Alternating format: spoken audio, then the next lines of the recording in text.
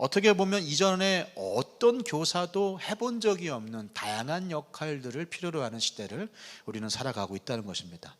그 얘기가 뭡니까? 교사하기가 그 어느 때보다도 힘들다는 얘기예요.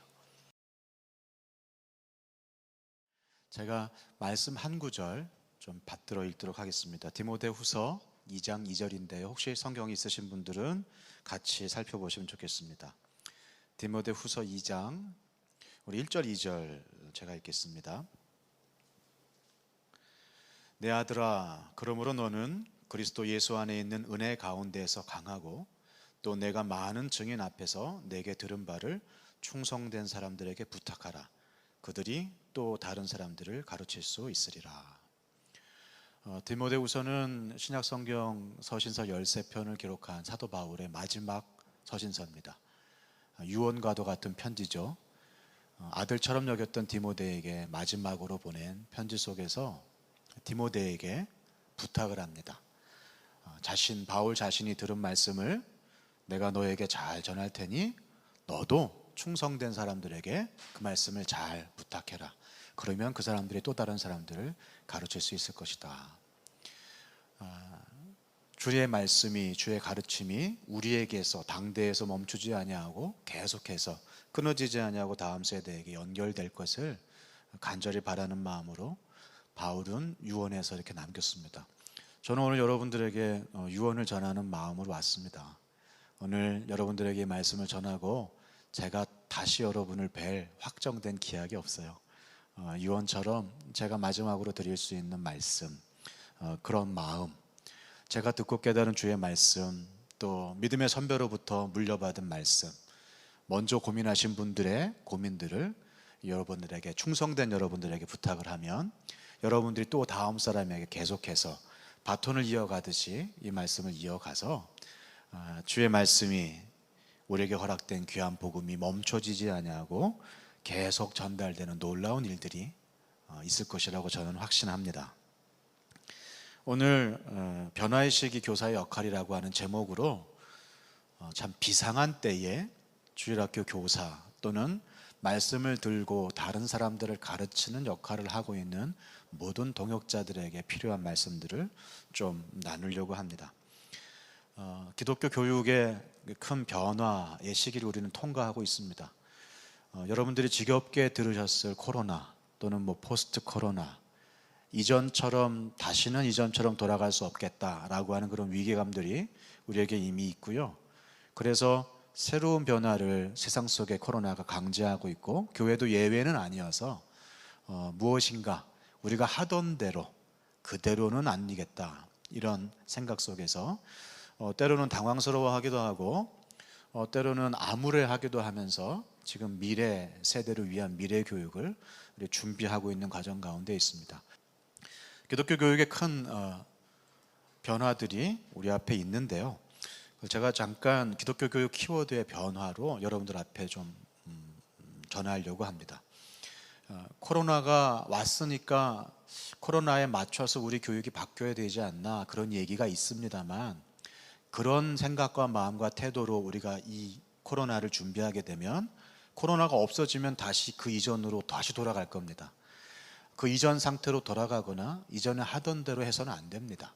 지금 코로나뿐만이 아니라 우리 교회 역사 가운데에서 주의 말씀을 다음 세대에게 가르치려고 하는 우리의 마음과 태도가 어떻게 변화였는지, 우리가 무엇을 놓쳤는지, 우리가 무엇을 놓쳤길래 이런 함께 모여서 예배하지 못하는 상황 가운데에서 왜 이렇게 당황스러워하는지, 이런 부분들에 대한 근본적인 생각과 나눔이 없으면 그 이전 상태로 돌아가는 것으로는 절대 문제가 해결되지 않습니다.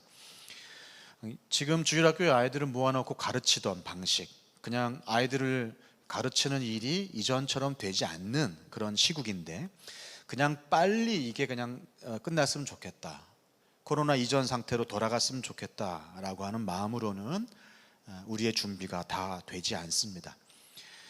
이 어려움은 반드시 끝납니다. 하나님께서는 말씀을 통해서도 교회에 어려움이 있지만 이 어려움을 통과하고 주님 다시 오시는 그때 교회는 승리를 맞이하게 된다고 분명히 약속의 말씀을 주셨습니다. 크고 작은 어려움이 있고요. 이 어려움은 분명히 끝납니다. 그런데 이 어려움이 끝났을 때 그 어려움의 기간 동안에 우리가 어떤 마음과 태도로 준비했느냐에 따라서 그 모든 어려움이 끝났을 때에 다른 상황이 펼쳐질 것이라고 저는 믿습니다.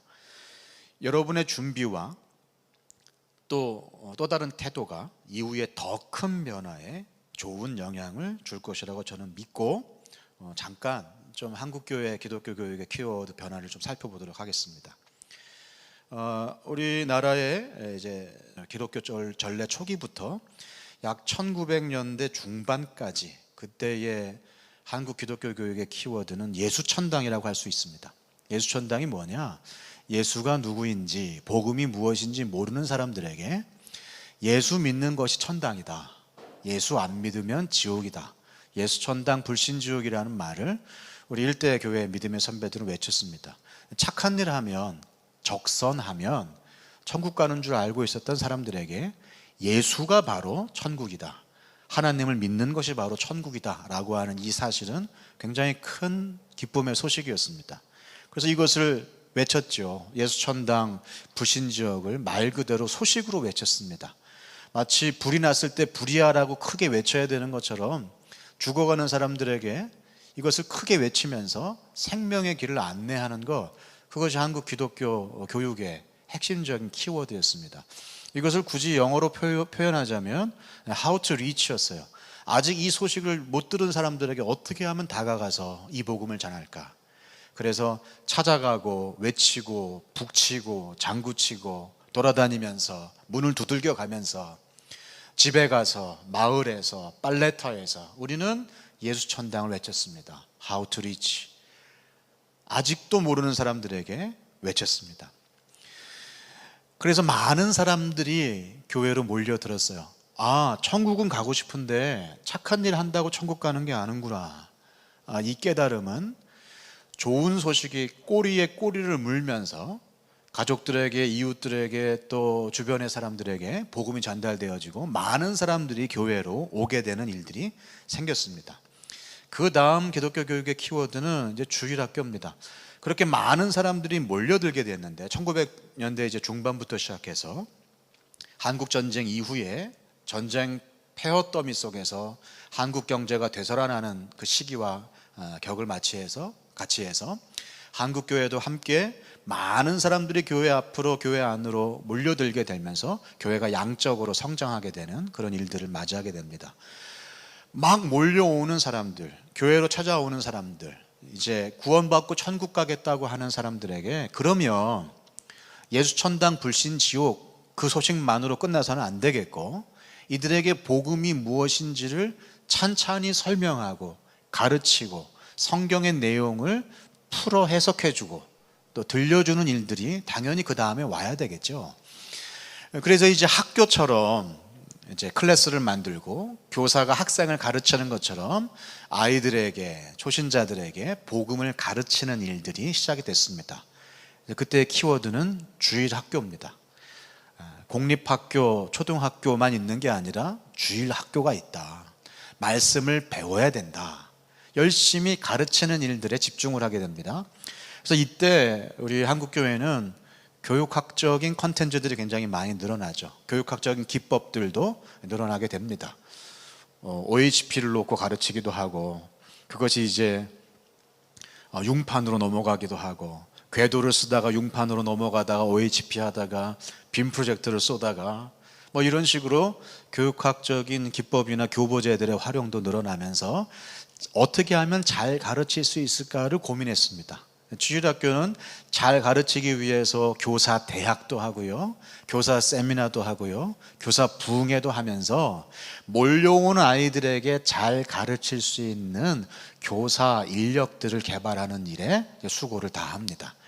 그래서 이때의 키워드를 굳이 영어로 표현하자면 how to teach죠.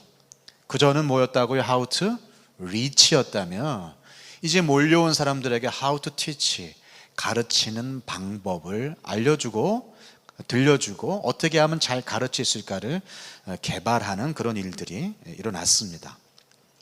자, 그런데 우리 생각에 교사의 질이 높아지고 그 다음에 커리큘럼의 내용이 깊어지면 또 교육 환경이 좋아지면 아이들이 잘 자라나야 되는데 당황스러운 일이 생겨나기 시작합니다.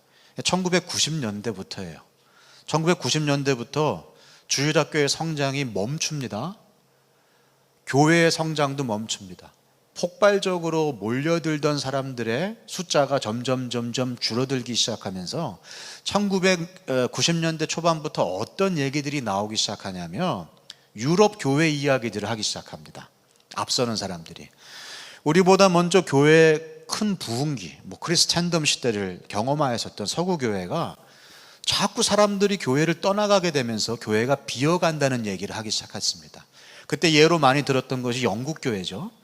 영국 교회가 술집으로 팔리고 디스코텍으로 팔리고 심지어 무슬림들의 예배 장소나 무슬림들을 위한 방송국으로 이렇게 교회가 활용이 되면서 교회가 무너지는 장면들을 우리가 영상으로 보기도 하고 또 많은 강사들의 강의를 통해서 듣기도 했습니다.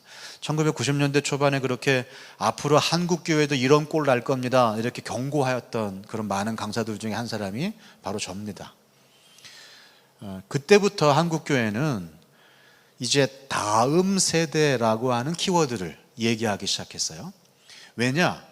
이제 미래가 보이지 않는 거지요. 주일학교에서 바글바글 하던 아이들이 점점 보이질 않고 이러다가는 20년 후에 우리 교회에 남아있을 사람이 누가 있겠는가? 지금 보니까 어른들, 노인들만 남아있고 아이들이 점점 줄어들고 있는데 이런 상태로 한 세대만 지나고 나면 우리 교회는 절반 이하로 줄어들 것이다 라고 하는 위기감을 거의 모든 교회가 다 갖게 됩니다. 그때부터 다음 세대라는 말이 회자되기 시작했고요. 그전에는 주일학교의 일은 굉장히 어떻게 보면 목회 차원에서 약간은 낮은 것으로 봤어요. 별로 중요하지 않은 일로 봤고요. 그리고 그냥 아이들은 과자 주고 재밌게 해주면 오는 줄 알았어요. 그래서 주일학교에 별로 신경을 쓰지 않던 많은 담임 목회자들도 1990년대 초반부터는 고민하기 시작하는 거죠. 우리는 다음 세대를 준비하는 교회입니다. 우리는 다음 세대를 위해서 투자하는 교회입니다. 우리는 지금 다음 세대를 위해서 많은 것들을 연구하고 있습니다. 이런 이야기들을 교회 홈페이지에다가 적는 일들이 빈번하게 일어나기 시작했습니다. 그래서 이때의 이제 기독교 교육의 키워드를 굳이 영어로 표현하자면 how to catch입니다. 떠나가는 세대를 어떻게 하면 붙잡을 수 있을까? How to reach. 한 번도 복음을 듣지 못한 사람들에게 어떻게 다가가서 복음을 전할까? 이 고민을 하다가 그렇게 몰려온 사람들에게 How to teach. 어떻게 하면 잘 가르칠 수 있을까? 교육학적인 기법, 공과의 개발, 여러 가지 교보제의 활용으로 정말 잘 가르치는 일을 집중했는데 이상하게도 우리의 예상과는 달리 자꾸 사람들이 아이들이 빠져나가는 거예요. 그래서 how to catch, 어떻게 붙잡을까? 그래서 많은 교회들이 무엇을 했습니까? 붙잡기 위해서 유명 연예인들의 간증 집회를 한다든지 전도 잔치를 벌인다든지 잃은 양 찾기를 한다든지 달란트 잔치를 한다든지 예전 1970년대 여의도 광장에서 했었던 그 대형 집회들, 그때의 어떤 로망스들을 생각을 하면서 다시 한번 대단히의 회심, 대단히의 사람들의 영접들이 일어나는 일들을 다시 한번 꿈꾸면서 집회들을 이제 막 일어나기 시작하는 거죠. 40일 새벽 기도라든지 그런 것들이 한국 교회의 유행처럼 번지기 시작했습니다. 붙잡기 위해서 그런 겁니다. 그러나 떠나가는 세대를 붙잡아 그냥 교회에 앉혀놓는다고 될 일이 아니었습니다.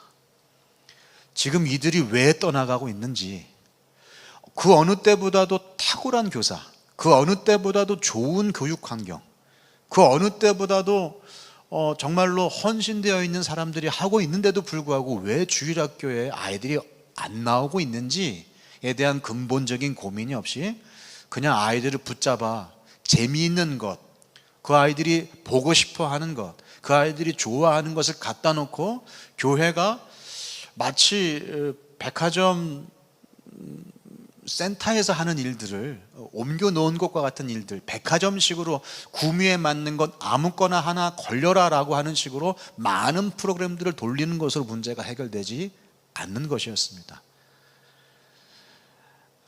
그것을 위해서 우리는 서구교회, 먼저 비슷한 경험, 먼저 이런 고민을 했던 서구교회가 어떤 과정을 견뎠는지를, 통과했는지를 살펴볼 필요가 있습니다. 이 그림은 스튜어트 커밍스 본드라고 하는 한 청소년 사역자가 미국의 가장 유명한 사역 저널이죠, 유스 워커라고 하는 사역 저널에 1989년도에 기고한 글에서 보여준 그림입니다. 마치 귀가 하나밖에 없는 미키마우스 얼굴과 같죠. 그가 이런 그림을 보여주면서 뭐라고 얘기했냐면, 청소년 사역자들에게, 여러분 지금 미국의 청소년 사역이 딱 요 모양입니다. 그래서 우리는 앞으로 30년 안에 수도 없이 많은 우리 다음 세대를 잃어버리게 될 것입니다 라고 경고를 했습니다. 그때 어느 누구도 이 경고에 귀를 기울이지 않았습니다. 1980년대는 미국도 주일학교의 전성기였거든요. 그냥 피자 한 판만 시켜놓으면 아이들이 버글버글 몰려오던 때에, 몰려오는 아이들에게 how to teach, 어떻게 잘 가르칠 건가, 이 얘기를 듣고 싶은 거지, 이 아이들이 빠져날 것이다, 이건 예상치 못한 얘기였습니다. 이게 정확하게 31년 전 얘기인데 30년이 뭡니까? 20년이 되기도 전에 미국은 지금의 현실을 맞이하게 됐습니다. 이것이 무슨 얘기냐? 미키마우스 머리에 해당되는 것이 바로 교회 공동체예요. 한 가족으로서의 교회 공동체인데, 하나밖에 없는 귀, 전체 머리에 달랑 테크니컬리 연결은 되어 있지만 자기들끼리 예배하고 자기들끼리 찬양하고 그들만의 서브컬처를 가지고 그들만의 믿음의 걸음을 따로 걷고 있는 청소년 사역. 그러니까 부모 세대가, 교회 전체가 어떤 믿음의 과정 가운데 있는지를 모른 채 자기들끼리 모여서 청소년들끼리만 예배하고 그들끼리만 찬양하고 그들끼리만 믿음의 걸음을 걷고 있는 이 단절된 상태가 얼마나 무서운 것인지를 경고한 것이었습니다. 이게 바로 실제 1990년대에 일어난 다음 세대가 빠져나간 이유였어요. 1960년대부터 시작됐던 학생 운동들, CCC, YFC, 예수전도단, 그래서 바깥에서 그런 모임들이 활발하게 일어나고 있는데 교회에서는 아이들이 없으니까 교회가 청소년 사역을 그대로 모방해서 청소년 전문 사역자를 세우고, 청년 전문 사역자를 세우고, 청소년 사역자, 청년 전문 사역자가 그들의 역량대로 소신껏 교회 전체와는 달리 다른 장소에서 다른 내용과 또 다른 찬양과 다른 문화로 그들만의 예배를 드리게 한 것이 30년이 지나면서 나타나게 된 결과입니다. 그게 바로 세대 단절 효과예요. 1세대가 부흥했지만 세대가 단절돼서, 우리 디모데후서 2장 2절의 말씀처럼 그 다음 사람에게, 충성된 사람들에게 그 듣고 경험한 말씀을 그대로 전달해 주지 못하면 그 2세대는 3세대에게 어떻게 전해야 할지 삶으로 전할 수 있는 내용이 없는 그런 듣기만 한 세대가 되기 때문에 3세대는 듣지도 보지도 못한 세대, 사사기의 세대, 자기 뜻대로 자기 원하는 대로 행하는 그런 하나님이 필요 없는 세대가 되는 3세대 신드롬에 빠지는 것입니다. 이것이 바로 핵심이죠. 단절이죠. 그리고 그 30년 사이에 어떤 일이 생겼는가? 그 청소년 사역 전문가들에게 자기의 자녀들을 완전히 맡겨버리는 영적 방임, 영적 사교육을 하고 있는 부모들이 생겨났다는 것이에요. 누구보다도 잘 가르칠 수 있는 그 사람에게 우리 아이를 맡기면 이 아이가 잘 자라날 것이다 라고 하는 새로운 세대의 멘탈이 교회 교육 가운데에도 그대로 들어온 겁니다. 마치 학교의 아이를 맡기고 학원의 아이를 맡기면 이 아이가 잘 자라날 것이다 라고 착각하는 부모들처럼, 교회 주일학교, 우리 전도사님에게, 우리 목사님에게, 우리 청년 담당자 목사님에게 저렇게 헌신되어 있는 전문 사역자에게 우리 아이를 맡기면 우리 아이가 그리스도의 제자로 자라날 것이다 라고 하는 영적 사교육을 하는 것이죠. 이런 현상을 롤랜드 알렌이라고 하는 위대한 선교학자가 1910년대에 이미 110년 전에 경고를 했어요. 그 선교학자가 무슨 얘기를 했냐면, 지금 교회가 큰일 났습니다. 왜냐고요? 교회의 생명인 선교를 아웃소싱하고 있다는 거예요. 외부의 선교단체, 특별히 헌신된 선교사가 할 수 있는 일인 것처럼 착각을 하고, 그들을 세우고 그들을 격려하고 그들을 보내고 그들에게 헌금을 보내는 것으로 교회가 해야 할 선교적인 사명을 아웃소싱, 외부 사람들에게 맡기고 있다는 것이었어요. 이것은 교회가 존재해야 할 아주 근본적인 목적이 없어지고 교회가 성장할 수 있는 동력을 잃어버리게 되는 너무나 큰 실수가 될 것이라고 그는 경고했습니다. 그래서 선교는 특별한 사람, 전문가, 특별하게 헌신된 전문가만 할 수 있는 것처럼 착각하잖아요. 선교는 모든 믿는 자들의, 예수의 제자들의 본질적인 사명인데, 마찬가지입니다.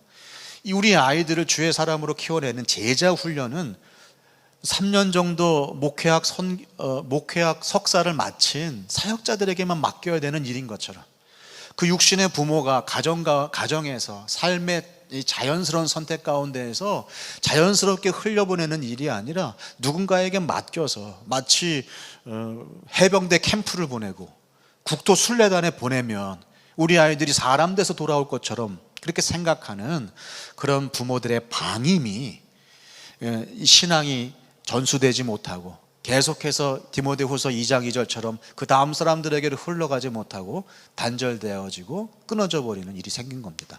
이 단절과 방임이 지난 60년 사이에 1900년대 중반부터 한국과 세계 모든 교회 가운데 일어나기 시작했습니다.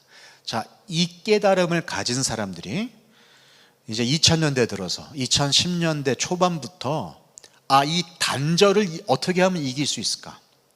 이 그냥 전문가들에게 맡기기만 하려고 하는 부모들의 마음과 생각, 이 가정의 역할을 어떻게 이전처럼 회복시킬 수 있을 것인가라는 것을 고민하기 시작했습니다. 그래서 이때의 키워드는 세대 통합이에요. 2000년대 들어서 2010년대부터 우리는 세대 통합 예배를 하려고 하는 교회도 보게 되고, 가정과 교회를 연계하겠다고 하는 시도도 하게 되고, 교회에 맡기지만 말고 가정에서 우리 아이들을 책임지고 주의 자녀로 길러주십시오라고 하는 이야기들을 듣기 시작합니다. 싱크와이즈는 10년 전부터 이 사역들을 한국에 처음으로 소개를 하면서 가정과 교회뿐만이 아니라 가정을 교회되게 하고 교회를 가정되게 해서 신앙 전수의 근본적인 대안이 아닌 원한, 하나님이 원래 디자인하셨던, 성경이 말씀하고 있는, 하나님이 말씀하고 있는 신앙 전수의 그 방법들, 그 원리들을 함께 나누고 있습니다. 그래서 이때부터는 굳이 영어로 표현하자면 how to match죠. 어떻게 매치할 수 있을까? 부모 세대와 다음 세대 같이 앉아 있기만 해도 불편하고, 같이 이야기를 하려고 해도 너무 세대 차이가 나서 복음은커녕 그냥 농담도 같이 이야기할 수 없는 이 세대가 차이 나는 이런 상황 속에서 어떻게 하면 이들을 매치할 수 있을까? 헬라인과 유대인이, 종과 자유자가, 남편과 아내가, 부모와 자녀가 이렇게 서로 다른 사람들이 주 안에서 만나 함께 지어져가는 교회의 원래 모습을 어떻게 하면 회복할 수 있을까? 이것을 고민하기 시작합니다. How to match의 시대죠. 정리를 해보겠습니다. How to reach. 우리는 초대교회 때 복음을 들고 복음을 모르는 사람들에게 복음을 외치는 것으로 기독교 교육, 신앙 교육을 했습니다. 그러다가 몰려온 사람들에게 how to teach, 어떻게 하면 잘 가르칠 수 있을까? 주일학교를 강조하고 학교성을 강조하고 과목을 만들고 잘 가르치면 잘 배울 것이라고 생각하는 시대를 통과했습니다. 그러나 잘 가르치는 게 신앙이 아니라 잘 물려주는 게 신앙이었고, 신앙은 과목으로 가르칠 수 있는 게 아니라 먼저 걸어가는 선배들의 뒷모습을 보면서 쫓아가는 것이라는 사실을 깨닫기 시작했습니다. 그 사이에 붙잡으려고 애쓰는 how to catch의 시대가 있었죠. 재밌는 거, 사람들이 좋아하는 거, 어떻게 하면 붙잡아 놓고 앉혀놓을 수 있을까를 1900년대 후반에 고민을 하다가 이제서야 우리는 how to match, 하나님의 원안에 대한 고민을 하기 시작했습니다. 다시 말해서 교육이 바뀌고 있는 거죠. 여러분은 지금 주일학교 교사로서 그렇게 잘 가르치면 된다라고 하는 시대가 이제 더 이상 안 통하고, 가르치는 일을 뛰어넘어서 잘 연결하는, 잘 통합하는 교회와 가정의 가교 역할을 해야 되고, 그 믿음의 부모를 가지지 못한 아이들에게 부모가 되어 주어야 되고, 그냥 공과책을 잘 가르쳐 주는 것이 아니라 하나님을 잘 소개하고 신앙을 잘 물려주는 일들을 맡아야 하는, 어떻게 보면 이전에 어떤 교사도 해본 적이 없는 다양한 역할들을 필요로 하는 시대를 우리는 살아가고 있다는 것입니다. 분리된 교육에서 통합된 목회로 태어나서 죽을 때까지 모든 목회의 영역 아래 다음 세대가 들어가게 되는 새로운 세대 통합 교육 목회의 시대를 여러분은 눈앞에 보고 있고요. 맡기던 교육에서 이제 가정이 되찾는 교육으로 돌아가는 그러한 시대 상황 속에 여러분이 놓여 있는 것입니다. 그 얘기가 뭡니까? 교사하기가 그 어느 때보다도 힘들다는 얘기예요.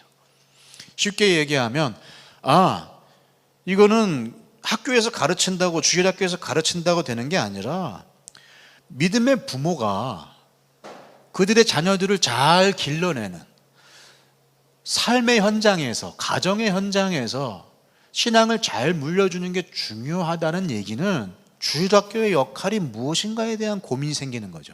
그럼 나는 뭐지? 그럼 나는 어떻게 해야 되지? 이런 고민이 생기는 것이고, 주일학교가 아니라 목회적인 관 속에서 태어나서부터 노인까지 모든 사람들을 목회관 안에서 목회자가 목양하는 형태로 섬겨야 하는 교육 목회라면, 그럼 주일학교가 없어져야 되는 건가? 주일학교는 뭔가? 이런 고민을 할 수밖에 없는 시대가 됐다는 것입니다. 그리고 우리는 코로나를 맞이하게 됐습니다. 갑자기. 그러면서 교회에 모일 수 없는 상황, 교회에 맡길 수 없는 상황이 생기니까 이제서야 가정이 중요했었구나, 그동안 가정이 무너졌었구나, 이제는 어떻게 가르칠까가 아니라 어떻게 살아낼까, 이걸 얘기하지 않을 수 없는 시대가 갑자기 강제적으로 다가왔어요. 이것은 위기이기도 하지만 이것은 기회이기도 합니다. 그동안 우리가 놓쳤던 것을 제대로 바라볼 수 있는 너무 좋은 기회입니다. 무너진 가정을 세울 수 있는 기회이고, 그리고 각 가정이 주를 믿고 전파하는, 다시 말해서 하나님을 믿는 사랑을 이웃사랑으로 전파하는 첫 번째 장소, 가장 가까운 이웃인 내 가정에게, 내 가족에게 먼저 하나님 사랑을 전하고 실천하는 장소로서 가정을 회복할 수 있는 너무 좋은 기회가 우리 앞에 놓여져 있습니다. 이제 주일학교 교사가 할 일이 없어진 것이 아니라 여러분들에게 더 많은 역할들이 주어졌습니다. 여러분은 교사뿐만이 아니라 목자이며, 여러분은 교사뿐만이 아니라 부모이고, 여러분은 가르치는 일뿐만이 아니라 함께 양육하고 돌보고 연결하고 세우는, 정말 하나님이 간절하게 원하시는 이 시기에 너무 중요한 사람들인 것을 잊지 마시기를 바랍니다. 교사가 필요 없지 않습니다. 다양한 교사의 역할, 교사로, 부모로, 목자로 여러분을 부르시고 계십니다.